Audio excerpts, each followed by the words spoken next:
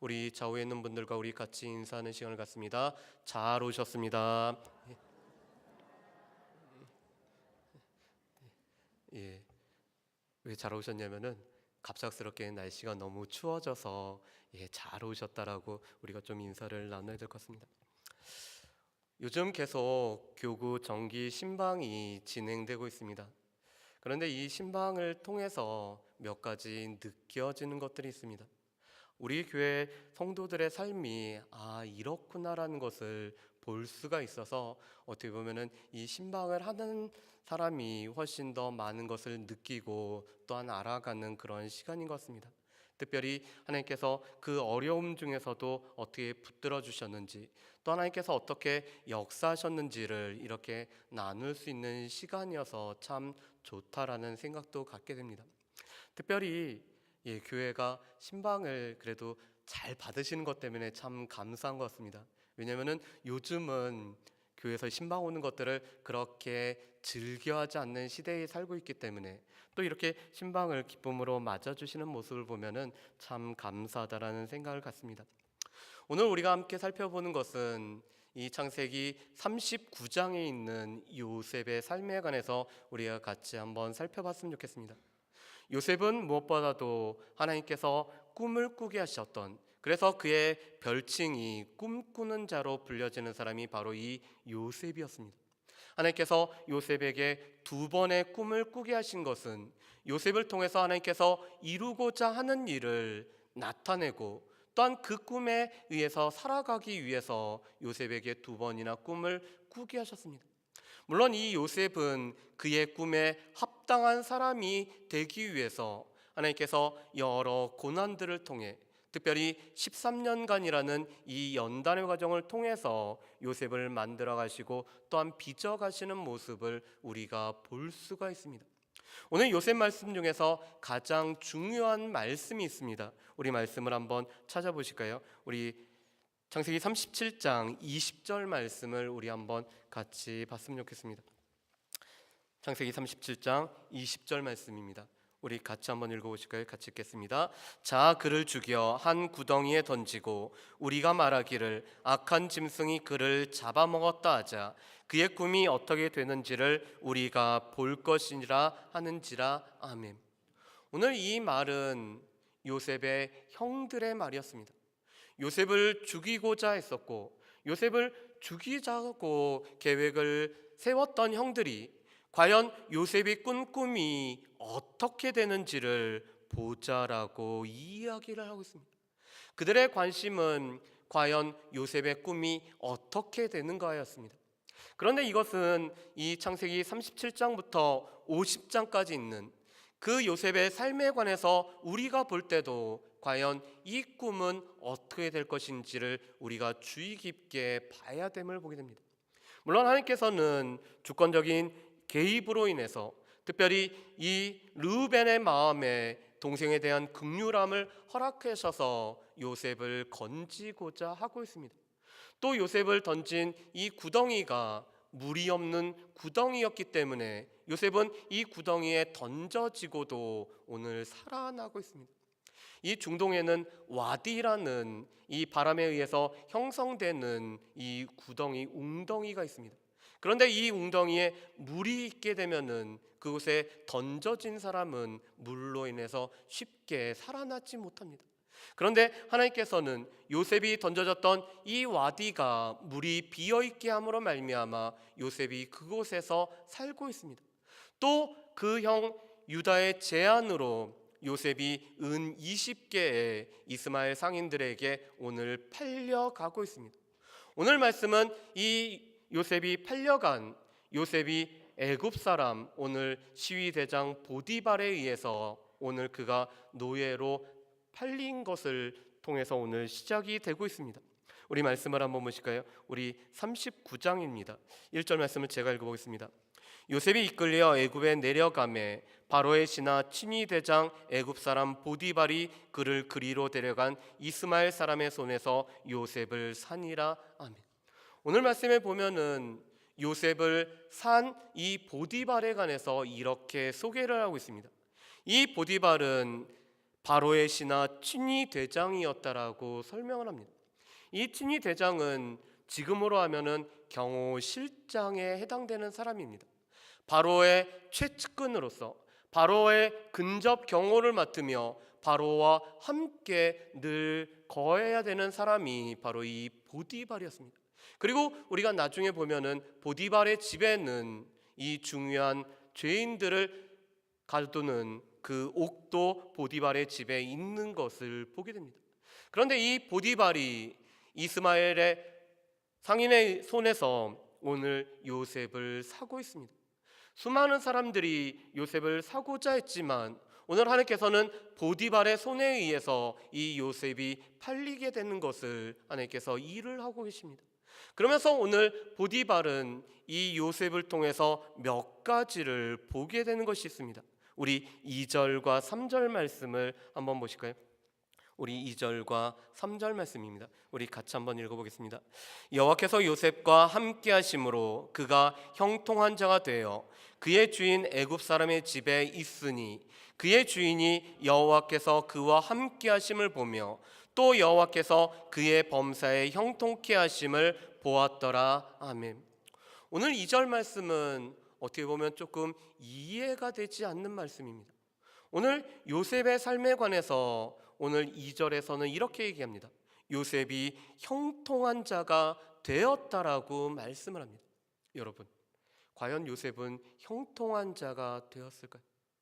오늘 요셉은 형들에 의해서 목숨이 빼앗길 뻔한 위험을 겪은 사람이었습니다. 또 요셉은 오늘 형들에 의해서, 다른 사람도 아닌 형들에 의해서 다른 이 상인에게 오늘 팔려간 사람이 요셉입니다. 그리고 요셉은 지금 이 보디발의 집에서 노예로서 일을 하는 사람입니다. 어떤 사람의 집에서 노예로 일한다라는 것은 그의 인격이 무시되는 것을 말합니다. 지금처럼 노예가 없는 사회에서는 이 노예라는 것을 잘 모르지만 당시에 노예는 사람 취급이 아니라 물건 취급을 받고 있었습니다. 그래서 자신이 가지고 있는 재산의 하나에 해당되는 것이 노예입니다. 그런데 오늘 말씀에 보면은 형들에 의해서 죽임을 당할 뻔했었고, 또한 오늘 형들에 의해서 팔려졌고, 또 형들 그 집에서는 노예로 살아가고 있는 이 요셉에 관해서 요셉은 형통한 자가 되었다라고 말씀을 하고 있습니다. 그렇다면 왜 오늘 성경에서는 이 요셉을 형통한 자라고 말씀할까요? 오늘 요셉이 형통한 자라고 말씀하실 때 늘 반복되고 있는 단어가 있습니다. 우리 말씀을 다시 한번 잘 보실까요? 우리 2절 말씀에 보면 이렇게 되어 있습니다.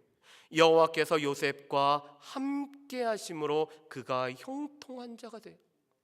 오늘 요셉이 형통한 자가 되어지고 요셉이 형통한 자로 불려질 수 있는 가장 중요한 것은 여호와께서 요셉과 함께 하셨기 때문에 그렇습니다. 요셉이 그 집에서 채색의 옷을 입은 장자로 여김을 받을 때도 하나님께서는 요셉과 함께 하셨습니다. 오늘 요셉이 형들에 의해서 죽임을 당할 만한 어려움에 있을 때도 하나님께서는 그 순간에도 요셉과 함께 하셨습니다.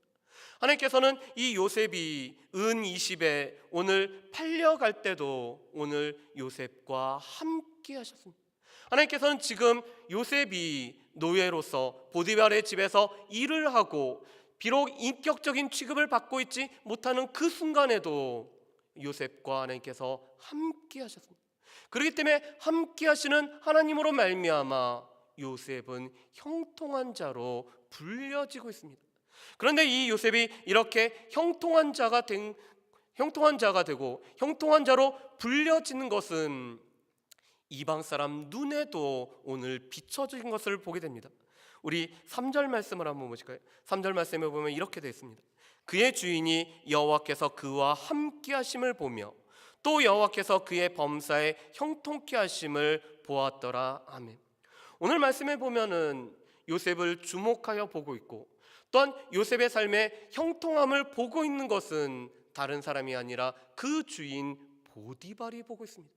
오늘 요셉의 삶에서 하나님께서 함께하고 계시는 것을 요셉이 이야기를 하거나 나의 삶에 하나님께서 어떻게 함께하고 있는지를 간증해서가 아니라 보디발의 눈에 여호와께서 요셉과 함께 하시고 있는 것을 이 보디발이 보고 있습니다. 그뿐만 아니라 여호와께서 요셉에게 범사에 형통케 하는 일, 모든 일 가운데서 형통케 하시는 것을 오늘 이 보디발이 보고 있습니다.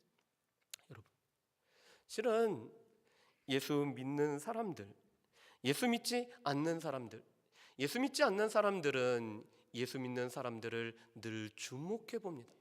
왜냐하면 그들의 삶 가운데서 자신들과 다른 모습이 있기를 원하기 때문에, 자신은 비록 그렇게 살아가지 못하지만 예수 믿는 사람들은 다르게 살아가기를 원하기 때문에 예수 믿는 사람들을 주목해서 봅니다. 그런데 그뿐만 아니라 이 예수 믿는 사람들의 삶은 과연 그들의 범사에 형통한지 여부를 이 예수 믿지 않는 사람들은 늘 주목하면서 보고 있습니다. 그의 삶에서 과연 형통함이 있는지, 그의 범사에서 형통함이 있는지를 예수 믿지 않는 사람들이 예수 믿는 사람의 삶을 통해서 보고 있는 것을 보게 됩니다. 그런데 이렇게 요셉이 여호와와 함께 하심으로 말미암아 범사에 형통하였기 때문에 오늘 5절 말씀에 보면은 이 보디발이 한 가지를 하고 있습니다. 우리 말씀을 한번 보실까요? 우리 4절 말씀입니다. 우리 4절과 5절 말씀을 우리 같이 한번 읽어봤으면 좋겠습니다. 4절과 5절 말씀입니다.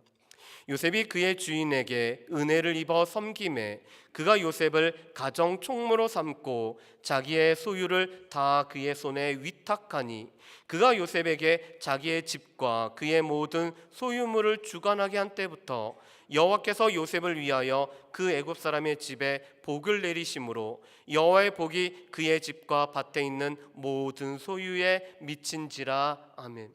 오늘 4절 말씀에 보면은 이 보디발이 요셉에게 은혜를 베풀었다라고 얘기합니다.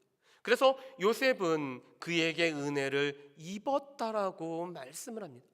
왜 오늘 여기서 4절에 은혜라는 단어가 오늘 나올까요? 오늘 4절 말씀에 보면은 이 요셉이 은혜를 받은 그 모습으로 요셉이 가정총무로 발탁되고 있는 것을 보게 됩니다. 이 가정총무는 그 집안의 모든 사물을 관리하는 사람입니다. 우리로 얘기하면은 집사장에 해당되는 사람입니다. 그 모든 그 소유물을 관리할 뿐만 아니라 그것을 적재적소에 배치해서 사용할 수 있는 모든 권한을 가지고 있는 것이 가정총무입니다. 그런데 이 요셉을 가정총무로 세우기 위해서는 보디발이 은혜를 베푸는 것이 필요했습니다. 왜 그럴까요? 지금 이 요셉은 17세 소년으로 노예로 팔려온 사람입니다. 물론 오늘 말씀을 자세히 보면은 이 요셉은 지금 28살의 건장한 청년까지로 오늘 이 보디발의 집에서 일을 했던 것을 보게 됩니다. 그런데 노예로 팔려왔던 소년을, 그것도 이방인을 가정총무로 삼아서 이 가정에 있는 모든 사람들을 거스리고 모든 사람들을 주관하기 위해서는 오늘 보디발의 호의가 필요한 것을 보게 됩니다. 왜 그럴까요?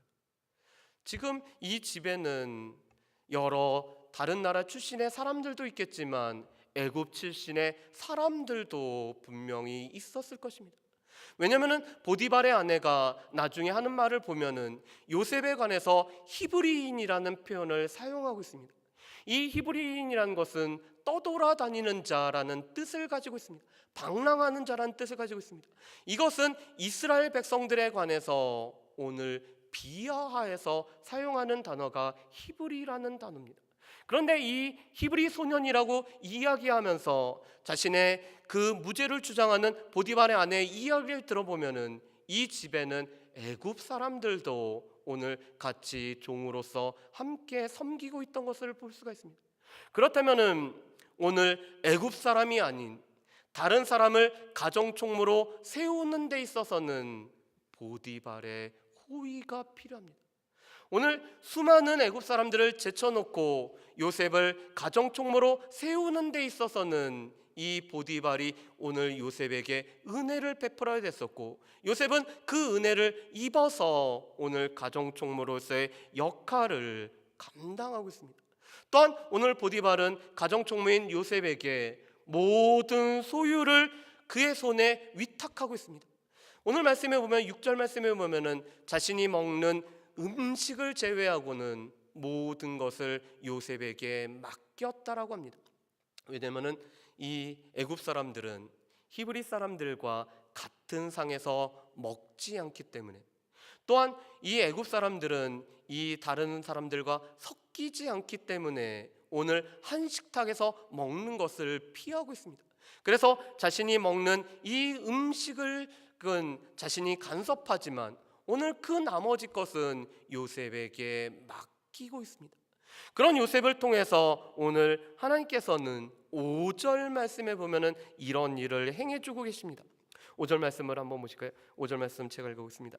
그가 요셉에게 자기의 집과 그의 모든 소유물을 주관하게 한 때로부터 여호와께서 요셉을 위하여 그 애굽 사람의 집에 복을 내리심으로 여호와의 복이 그의 집과 밭에 있는 모든 소유에 미친지라. 아멘. 오늘 5절 말씀에 보면은 복 주시는 하나님이 이 보디발의 집에 복을 내려주고 있습니다. 그런데 오늘 복을 주시는 때가 이렇게 되어 있습니다. 요셉이 자기의 집과 그의 모든 소유물을 주관한 때부터 여호와의 복이 이 보디발의 모든 집안에 미치고 있다라고 말씀합니다. 또한 이 복은, 이 여호와의 복이 그의 집과 밭에 있는 모든 소유물에 미치고 있습니다. 그런데 이것은 다 한 가지를 위해서였습니다. 요셉을 위하여, 요셉 때문에, 요셉을 통하여서 이 보디발의 집에 오늘 복이 임하게 하고 그 복이 이 요셉을 통하여서 오늘 이 보디발의 집에 오늘 가득하게 하는 것이 여호와께서 하시는 일임을 볼 수가 있습니다. 여러분, 오늘 이 요셉은 창세기 22장 3절 말씀이 그대로 이루어지는 케이스입니다. 창세기 22장 3절에서 하나님께서는 아브라함에게 하나님께서 언약을 맺으시면서 하나님께서 아브라함에게 몇 가지를 약속합니다. 아브라함에게는 자손을 줄 것이고 또한 땅을 줄 것이고 무엇보다도 복의 근원이 되게 하시겠다라는 약속을 해주십니다. 그래서 아브라함을 축복하는 자에게는 하나님께서 복을 주시고 아브라함을 저주하는 자에게는 저주를 할 것이며 땅의 모든 족속이 아브라함을 통해서 복이 임할 거라고 말씀을 하고 있습니다. 그런데 그 말씀이 지금 요셉의 삶에 그대로 이루어지고 있습니다. 오늘 요셉을 축복하고 요셉에게 은혜를 베풀고 요셉을 가정총무로 세웠던 보디발에게 오늘 하나님께서 요셉을 통한 축복이 오늘 보디발의 집에 모두 다 임하게 하고 있습니다.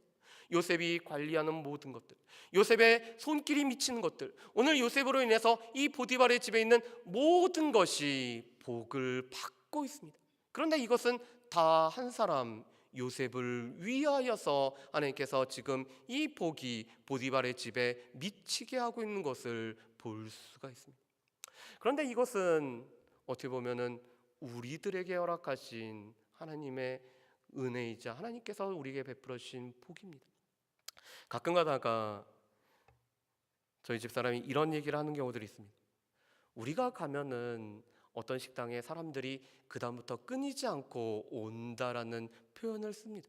그런데 어떻게 보면은 이 말이 우연인 것 같기도 하지만 실은 맞는 말입니다. 하나님께서는 우리가 있는 곳에 사람들을 모으시고 또한 우리가 있는 곳에 우리를 통하여 하나님께서 복을 베풀어 주시며 우리가 있는 곳을 통하여서 하나님께서는 우리가 있는 그곳에 모든 소유에까지 하나님께서 복을 미치게 하는 것이 하나님께서 우리의 삶을 통해서 이루시는 바입니다. 실은 하나님께서는 우리를 위하여서 이 세상에 하나님께서는 복을 주실 뿐만 아니라 우리를 위하여 이 세상에 있는 모든 소유물에까지 복이 미치게 하시는 것이 하나님께서 우리를 통해서 이루고자 하는 바인 것을 보게 됩니다. 여전히 아브라함의 약속은 아브라함과 요셉에게만 유효한 것이 아니라 실은 우리의 삶에도 유효한 것을 보게 됩니다. 우리를 축복하는 자에게 하나님께서는 축복을 하시며, 우리를 저주하는 자에게는 하나님께서 저주를 하시고, 우리를 통해서 땅의 모든 족속에게 복이 미치는 은혜를 우리를 통해서 이루어가고 있는 것이 지금에게도 우리에게 미쳐진 하나님의 약속이자 약속의 성취인 것을 보게 됩니다. 그렇기 때문에 우리는 하나님 앞에서 어떻게 보면 이렇게 기도할 필요도 있습니다. 하나님, 내가 있는 곳에 나를 위하여서, 하나님 우리를 위하여서 하나님의 복이 이 나에 있는 곳곳에 미치게 해달라고 우리는 기도를 해야 될 필요가 있습니다. 우리를 통하여서, 또한 우리를 흘려보내서 우리가 그 축복의 통로가 되어서 우리 주변에, 내가 있는 그 주변에 하나님의 복이 미치게 해달라고 우리가 하나님 앞에 구하고 우리가 기도를 해야 되는 것을 보게 됩니다. 그래서 오늘 이 요셉은 보디발에 의해서 모든 소유를 맡은 가정총무로 일을 하고 있고, 범사에 여호와께서 함께 하심으로 말미암아 형통하는 자가 되고 있습니다. 그런데 이 요셉의 형통은 그렇게 길지는 않았습니다.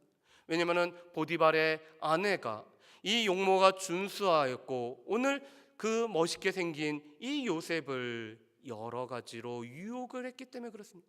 그런데 오늘 이 보디발의 아내 유혹에 관해서 오늘 요셉은 세 가지의 관점으로 오늘 이 유혹을 물리치고 있는 것을 보게 됩니다. 우리 말씀을 한번 보실까요? 우리 8절과 9절 말씀을 우리 같이 한번 읽어보았으면 좋겠습니다. 8절과 9절 말씀입니다. 우리 같이 한번 읽어보실까요? 같이 읽겠습니다. 이 집엔 요셉이 거절하며 자기 주인의 아내에게 이르되, 내 주인이 집안의 모든 소유를 간섭하지 아니하고 다 내 손에 위탁하였으니 이 집에는 나보다 큰 이가 없으며 주인이 아무것도 내게 금하지 아니하였어도 금한 것은 당신뿐이니 당신은 그의 아내임이라. 그런즉 내가 어찌 이 큰 악을 행하여 하나님께 죄를 지으리까. 아멘.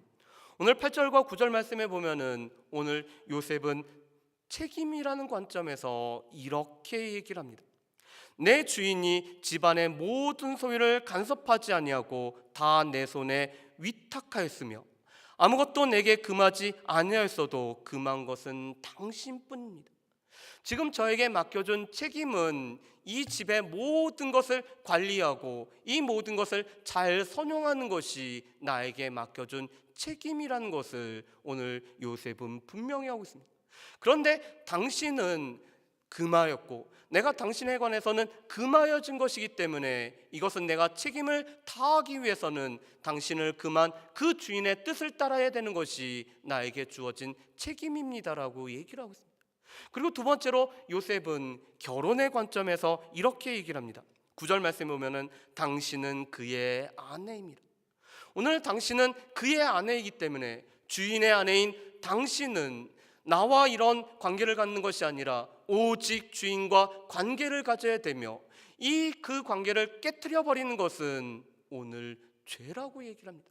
그래서 오늘 세 번째로 요셉은 죄의 관점에서 이렇게 얘기하고 있습니다. 그런즉 내가 어찌 이 큰 악을 행하여 하나님께 죄를 지으리까. 오늘 당신이 유혹하고 내가 그 유혹에 넘어가게 된다라면은 그것은 하나님께 죄를 지은 것이라고 말씀합니다. 그것은 큰 악이라고 말씀합니다. 하나님께서 우리 가운데 허락하지도 않고 하나님께서 우리 가운데 금하신 하나님 앞에 죄 짓는 것임을 오늘 요셉은 분명히 하고 있습니다. 어떻게 보면은 다른 범죄들은 실은 우리 몸 밖에서 이루어진 범죄라고 할 수가 있을 것입니다. 그렇지만 우리 몸과 관련돼서 우리 몸 안에서 이루어지는 범죄는 성적인 죄악입니다. 그런데 오늘 이 요셉은 이 성적인 죄악으로 말미암아 큰 악을 행하고 그것으로 인해서 하나님 앞에 득죄할 수 없다라는 것이 오늘 요셉의 고백입니다. 오늘 요셉은 그 어떤 사람도 보고 있지 않아도 오늘 보고 계시는 분은 하나님이시며 오늘 자신이 범죄하는 것은 그 주인에게 범죄할 뿐만 아니라 궁극적으로는 하나님 앞에 범죄함인 것을 오늘 요셉은 깊이 인식을 하고 있습니다. 하나님 앞에서 살아가는 요셉, 하나님의 존전 앞에서 살아가는 요셉, 하나님의 보시는 눈 앞에서 살아가는 이 요셉에게 있어서는 오늘 사람에게 범했던 죄, 특별히 몸으로 짓는 이 죄는 하나님 앞에 큰 악이 될 뿐만 아니라 하나님 앞에 죄가 되고 있음을 요셉은 분명히 하고 있습니다.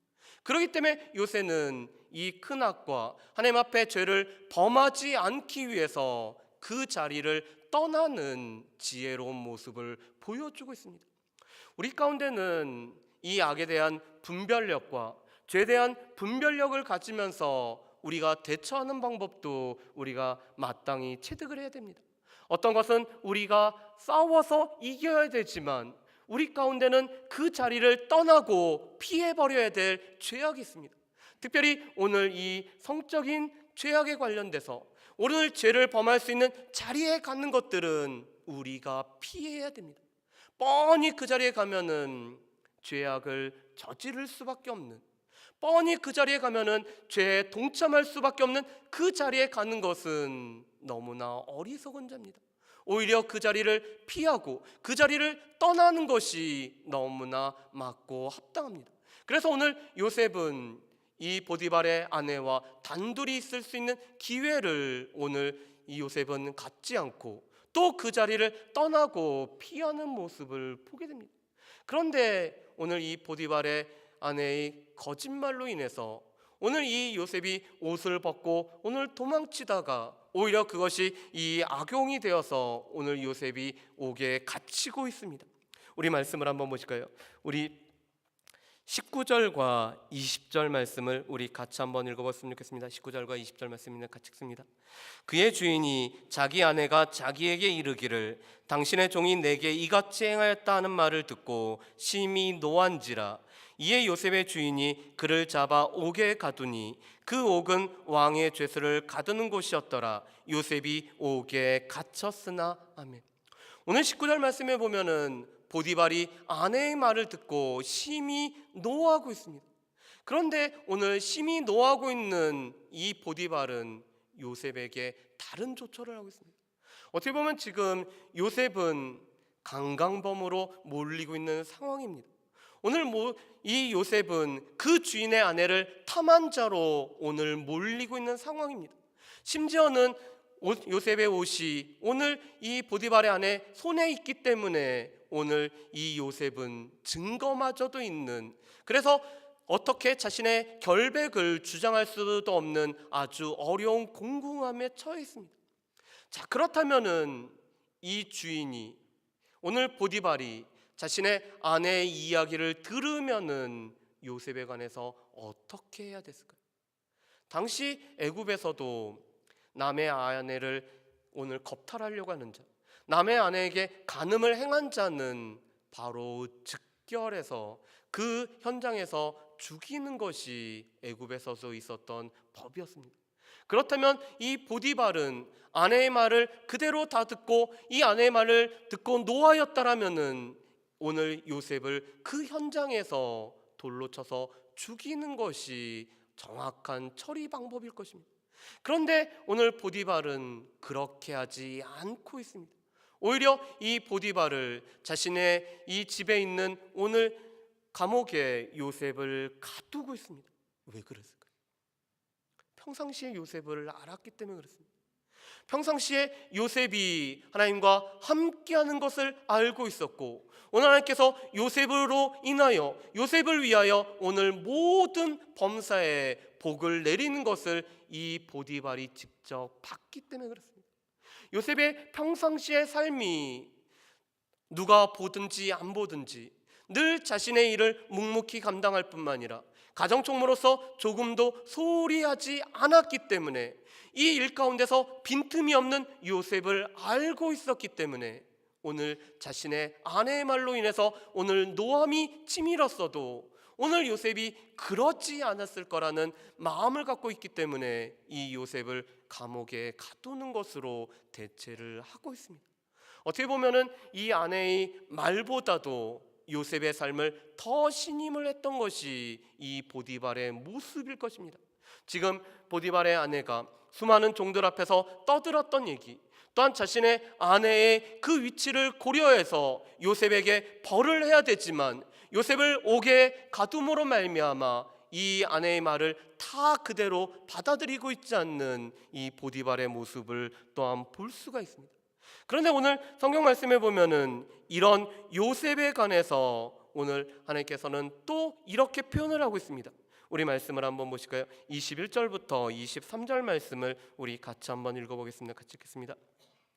여호와께서 요셉과 함께 하시고 그에게 인자를 더하사 간수장에게 은혜를 받게 하심에 간수장이 옥중 죄수를 다 요셉의 손에 맡김으로 그 재반 사물을 요셉이 처리하고 간수장은 그의 손에 맡긴 것을 무엇이든지 살펴보지 아니하였으니 이는 여호와께서 요셉과 함께 하심이라. 여호와께서 그를 범사에 형통하게 하셨더라. 아멘.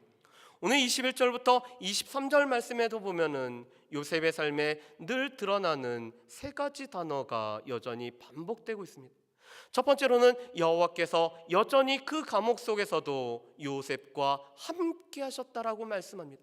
그렇기 때문에 오늘 23절 말씀에 보면은 여호와께서 그를 범사에 형통케 하셨다라고 말씀합니다. 감옥에 비록 누명을 쓰고 갇혀 있었지만 그곳에서도 함께 하셨던 하나님으로 말미암아 요셉은 형통한 자로 불려지고 있습니다. 또한 오늘 21절 말씀에 보면은 하나님께서 요셉에게 인자를 더하셨고 그것으로 인해서 이 전옥에게 오늘 요셉이 은혜를 받고 있다라고 말씀합니다. 하나님께서 요셉에게 사랑을 더하심으로 말미암아 오늘 이 전옥에게 은혜를 받고 있고 그 은혜를 받은 모습은 감옥에 있는 모든 사물을 이 요셉이 처리한 것, 또 전옥이 요셉이 하는 것이라면 무엇이든지 다 살피지 않고 맡기는 것으로 나오고 있습니다. 그래서 오늘 요셉의 삶에 있어서는 이 세 가지 단어가 계속 반복이 되고 있습니다. 여호와께서 함께 하셨고 여호와께서 요셉을 형통케 하는 자가 되었으며 무엇보다도 요셉에게 은혜를 베푸셨다라고 말씀을 하고 있습니다. 자, 그렇다면은 이 말씀을 통해서 우리가 한번 이제 생각해 볼 문제가 있습니다. 과연 우리는 형통이라는 것을 무엇으로 어떻게 우리가 정의를 내리느냐입니다. 우리가 보통 이 국어 사전이나 모든 사전들을 보면은 형통이라는 것을 이렇게 합니다. 모든 것이 잘 풀려나가, 모든 것이 막히지 않고 잘 이루어짐이라는 것이 형통입니다. 그래서 우리가 보통 많이 사용하는 말이 모든 일이 형통하기를 원해서 만사 형통이라는 단어를 우리는 사용하고 그것이 우리 가운데 있기를 원하고 있습니다. 그렇다면 여러분, 무엇이 과연 만사 형통일까요? 무엇이 다 막힘이 없이 우리 가운데 잘 이루어지는 것이고 그것이 우리 가운데는 진정한 형통이라고 우리가 할 수가 있을까요? 그래서 우리는 심지어 이삿집을 갈 때도 이 화장지를 사면서도 잘 풀리는 집이라는 이런 화장지를 사갑니다. 모든 일이 막히지 않고 잘 풀리기를 원하기 때문에 그렇죠. 그런데 하나님께서 우리에게 가르쳐주는 이 형통이라는 것은 우리의 범사가 모든 것이 잘 이루어지고 나의 계획과 내가 원하는 것이 다 이루어진다고 해서 그것을 결코 형통이라고 말하지 않는다라는 것입니다. 왜 그럴까요? 우리는 늘 형통의 관점을 나의 관점으로 보고 있습니다. 내가 계획하고 내가 생각하고 내가 이루고자 하고 내가 목적하고 내가 달성하고자 하는 것이 이루어지면은 그것을 형통이라고 얘기를 합니다. 그런데 과연 성경에서 그렇게 얘기할까요? 시편 73편 말씀에 보면은 아삽이란 사람이 시를 쓰고 있습니다. 그런데 아삽이 마음 가운데 무너짐을 경험하고 있는 것은 악인의 뜻대로 되어지는 형통함의 모습을 보면서 오늘 이 아삽이란 사람이 되게 힘든 상황을 겪고 있습니다. 오늘 아삽이 보기에 악인들은 그들이 꾀하는 것이 모두 다 이루어졌습니다. 심지어는 물질적으로도 부족함이 없었습니다. 다른 사람이 겪고 있는 고통이라는 것도 이 악인들이 겪고 있지 않았습니다. 그리고 그들은 형통해서, 그들은 심지어 죽을 때조차도 고통이 없는 것처럼 보이는 것이 악인들의 모습이었습니다. 그래서 오늘 이 아삽은 그들의 형통함 때문에 그가 심각한 고민에 빠졌습니다. 과연 하나님께서 살아계신다면, 하나님께서 살아계시는데도 불구하고 왜 악인은 저렇게 모든 것이 잘 되며 오늘 하나님을 믿는 사람들은 오히려 그 악인들처럼 잘 되지 않는 것 때문에 이 아삽이 고민을 하고 있습니다. 그런데 아삽이 이런 고백을 하고 있습니다. 그들이 잘 나간 것으로 인해서, 그들이 자신들이 원하는 것이 잘 이루어진 것으로 인해서 그들 마음 가운데는 교만함이 가득 쌓였다라고 얘기합니다. 그들 가운데 문제가 생기고 그들 가운데 어떤 일이 브레이크가 걸리면은 그들 마음 가운데 교만함이 쌓이지 않을 수 있는데, 그들이 원하는 것들이 다 이루어짐으로 말미암아 그들 마음 가운데는 교만함이 쌓였다라고 얘기합니다. 그러면서 그 교만함은 이렇게 표현이 됩니다. 지존자가 어떻게 알랴? 지존자가 내가 하고 있는 일을 어떻게 알랴? 하나님을 무시하는 발언까지도 하고 하나님 없이도 살 수 있는 것처럼 그들이 자처하고 있습니다. 그런데 이 아삽이 성소에 들어와서 하나님으로부터 한 가지 놀라운 사실을 깨닫게 됩니다. 그들의 결국, 그들이 순식간에 파멸되는 모습을 보면서 아삽은 이것이 그들 가운데 진정한 형통이 아니었구나라는 것을 깨닫습니다. 그래서 아삽의 마지막 고백은 하나님을 가까이 하는 것이 내게 복이라고 아삽이 고백을 하고 있습니다. 왜 그럴까요?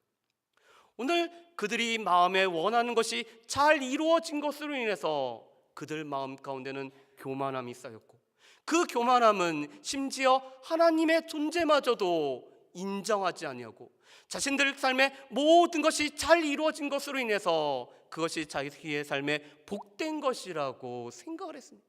그런데 하나님은 그렇게 생각하지 않습니다. 오히려 교만함이 쌓이고 하나님을 기억하지도 않고 살아가는 그 인생 가운데, 비록 이 땅 가운데서는 그들이 풍요로운 것을 누리고 그들에게 고통이 없고 그들 가운데 아무런 문제가 없는 것처럼 보이지만 그들 가운데는 영원한 파멸에 두기 때문에 그 형통은 진정한 형통이 아니라고 말씀을 합니다. 여러분, 요나서 1장 말씀에 보면은 요나서 1장 3절에 이런 말씀이 있습니다. 요나가 하나님의 얼굴을 피하여서 가라는 니느웨로 가지 않고 다시스로 가기 위해서 요방으로 내려가고 있는데 마침 다시스로 가는 배를 만나고 있습니다. 왜 마침이란 단어를 사용하냐면은 이 요방에서 다시스로 가는 이 화물선은 1년에 서너 차례밖에 없는 그런 배이기 때문에 그렇습니다. 그것도 정기 여객선이 아니라 화물선이기 때문에 더 많은 배싹을 주고 타야 되는 그 배입니다. 그런데 마침 오늘 요나가 원하는 대로, 요나가 바라는 대로 이 배를 타게 됐습니다. 그런데 요나가 생각했던, 자기 계획이 잘 이루어졌던 것으로 인해서 요나에게 주어졌던 결과는 무엇이죠? 하나님께서 큰 바람을 일으키시고 오늘 큰 바람을 이 배 위에 부으심으로 말미암아 오늘 요나 가운데서 자신이 계획이 이루어진 것이 결코 형통함이 아니라는 것을 하나님께서 깨닫게 하시고 계십니다. 여러분, 형통이라는 것은 내가 계획하고 내가 소망하고 내가 원하는 것이 이루어지는 것이 형통이 아니라 어느 순간에도 하나님께서 우리의 삶에 함께 해주신 것이 진정한 성경적인 의미에서 형통입니다.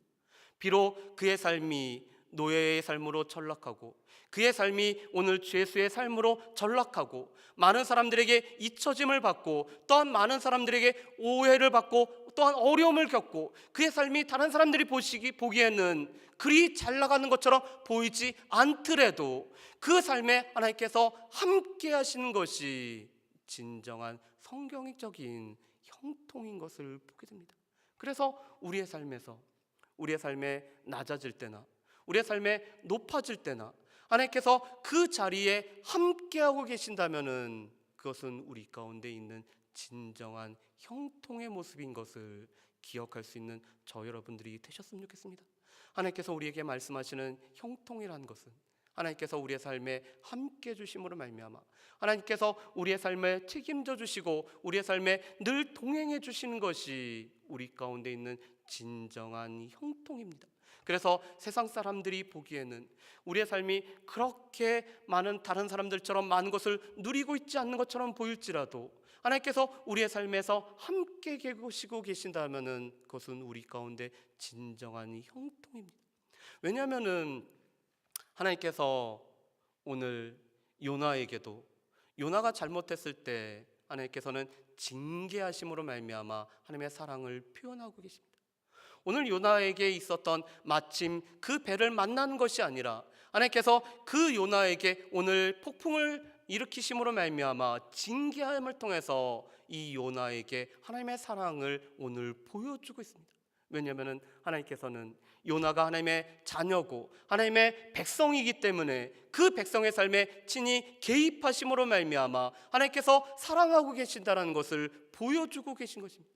그런데 아삽의 시에서 고백되어지는 것처럼 자기의 삶의 모든 것이 이루어지는 사람, 자기의 삶의 모든 것이 이루어지는 사람, 자기가 악을 행하고 하나님을 무시하고 살아감에도 불구하고 모든 것이 이루어지는 사람은 하나님께서 그를 버렸기 때문에, 하나님께서 조금도 간섭하지 않기 때문에, 하나님께서 내리시는 가장 큰 무서운 시험인 그냥 내버려 두기 때문에 그것이 가장 무서운 시험인 것을 보게 됩니다. 그의 삶에 잘된 것으로 인해서 그의 삶이 복된 것이 아니라 오히려 하나님께서 그 모습 그대로 내버려 두시기 때문에 그것은 그에게 있어서는 더 무서운 하나님의 심판인 것을 보게 됩니다. 또 오늘 말씀에서 우리가 알 수 있는 것은 하나님의 형통은 하나님의 은혜를 받게 하시고 또한 이 은혜를 우리가 흘려보냄으로 말미암아 형통의 복을 누리게 하고 계십니다. 오늘 하나님께서 보디발을 통해서 요셉에게 은혜를 베푸시고 오늘 간수를 통해서 요셉에게 은혜를 베푸시고 또한 요셉이 그 은혜에 상응해서 또한 은혜를 흘려보내는 삶이 그것이 진정한 형통의 삶인 것을 보게 됩니다. 하나님께서는 우리를 통해서 우리만이 잘되고 우리만이 하나님의 복을 누리는 것이 아니라 우리로 인해서 우리를 통하여서 하나님의 복이 흘러나가게 하기 위해 우리를 이 땅 가운데 존재케 하시는 것입니다. 그렇기 때문에 우리 가운데 있는 진정한 형통이라는 것은 우리를 통해서 하나님의 복이 흘러나가고 우리의 삶이 하나님의 축복을 유통하고 우리가 하나님의 은혜를 누리고 하나님의 은혜를 우리를 통해서 나타내는 것이 진정으로 하나님께서 우리에게 형통한 자라고 우리에게 말씀을 하고 있는 것입니다. 나로 인해서 우리 주변에 복을 받고 있다면, 나로 인해서 우리 주변에 하나님의 복이 유통되고 있다면, 나로 인하여서 우리 주변에 하나님의 은혜가 임하고 은혜가 흘러가고 있다면 그것은 진정한 우리의 삶의 형통인 것을 보게 됩니다. 바라기는 우리의 삶에서 우리가 원하는 것이 이루어지는 것이 아니라 하나님께서 함께 하심으로 말미암아 또 하나님께서 우리를 통해서 우리가 복의 근원으로서 살아가고 또한 우리를 통해서 은혜가 흘러가는 것이 하나님의 진정한 형통인 것을 기억하며 살아갈 수 있는 저 여러분들 되시기를 주의 이름으로 축복합니다.